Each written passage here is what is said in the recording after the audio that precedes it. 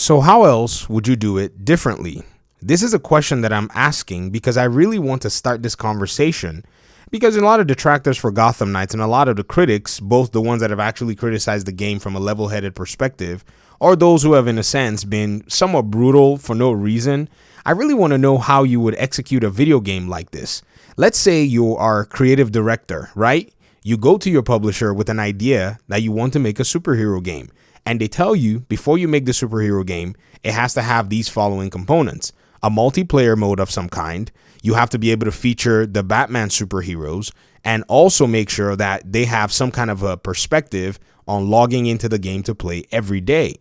How are you going to go ahead to execute a video game like that? Are you going to go ahead and say, I'm a purist, so I quit, I don't want to eat? Or are you going to come up with a solution, have your team rally around your solution and execute? I think you're probably going to go for the latter and try to execute. But I would love to know how else you would execute something that has those parameters, or I would say requirements, before your publisher can go ahead and greenlight the project. Because at the end of the day, your publisher calls the shots. They actually put the money down for you to be able to make sure that your devs are paid, your designers are paid, your animators are paid, your writers are paid, and your voice actors are paid. Gotham Knights has put together this one game, and I've been following very closely, and actually a lot of developers have commented on this project in various YouTube videos. If you go to the comment sections, you're going to see that people who worked on this project at different times had different things to say about it.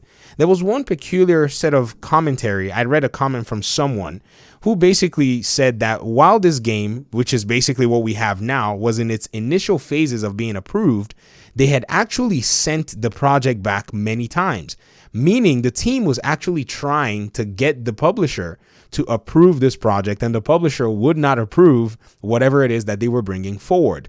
Keep in mind as well that they had also canceled the Damian Wayne game, and then at the same time, they went ahead to also cancel the Suicide Squad game, and I think the publishers wanted something very specific. And whatever they wanted that was very specific, it appeared that Warner Brothers Games Montreal was trying their best to bring something that the publisher was going to go ahead and approve and eventually get going. Apparently, after everything, it appeared that Gotham Knights finally had some kind of I would say, small prototype that eventually got greenlit in Burbank, California. Now, this person mentioned Burbank, California, so I'm mentioning that date just in case somebody out there can correlate this event or these set of events in the comment section if you know anything about the project. So looking at all of this, I think if you were going to set up a superhero simulator that was featuring these 4 superheroes, this is probably the better way to do it. There has been a lot of criticism as to why, say, a lot of elements within the Arkham games were changed and why they were not necessarily put in place. I shared these sentiments initially when Gotham Knights was first revealed. I wanted to see a lot of the elements from Arkham show up. But in looking at where Gotham is right now, the game, it's starting to make a lot of sense. Heroic Assault is right here around the corner as of the time of me recording this video. I've always been a fan of the Arkham combat. But the Arkham combat is 100% suited for a solo single-player experience. The way you traverse around an arena fighting enemy NPCs, the way you deal with them, the way your combat works, to me, does not seem likely that you would use a design for that in order for you to be able to make a multiplayer game. It's kind of very weird in a sense for everybody to be hopping around zippity zappity across huge swaths of meters and centimeters in order for them to be able to deal damage to NPCs across the board. In order for you to also be able to do some of the parameters, there's a lot of tracing going on when you even look at this fight sequence from Catwoman. Let me show you. Example of what's done in the Arkham games is whenever you have a threat that is somewhat neutral, you're probably just going to see a blue indicator. And I call it a neutral threat, even though it's not necessarily neutral. It's just a threat that's not necessarily something that you have to do something special to avert. So the blue markers tell you that that's what that threat actually is. Sometimes you actually get a threat that is actually more than neutral, so something very dangerous, an enemy NPC with a gun, and the game tells you, hey, by switching the camera automatically on your behalf or pointing your focus, if you look very carefully, Catwoman is taking care of these guys with a shield, she's countering this guy, and then somehow the guy with the gun shows up, and then notice my screen jerks to that guy. If one person is playing and this parameters are tracing to see these enemy types, and you put another player who also is tracing, how is your code going to account for two players having to deal with this enemy NPC that is trying to shoot you with a weapon? How would four players deal with it? So all the parameters within the programming of the Arkham games seem to not necessarily be efficient in terms of computing for you to be able to do for multiplayer.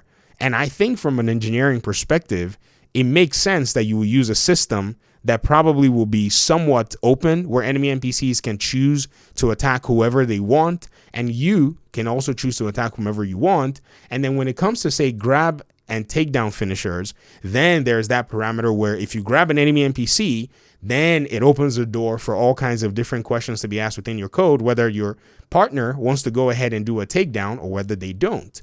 So Gotham Knights is actually designed around its own specific set of parameters, things that appealed to the publisher to actually sponsor the project and actually bring the game out. So right now, in explaining and talking about this and seeing the way the game actually plays, which we've kind of seen from the way the game got revealed in 2020, this is not something new. I still want anyone who may be a detractor to tell me in the comment section how they would go about executing a project like this if they were in the position to make the decisions. It's interesting to hear a gamer's perspective, and you might have a better way. That's actually what I'm probably trying to see if we can glean. Could there have been a better way, or does anybody out there know a better way?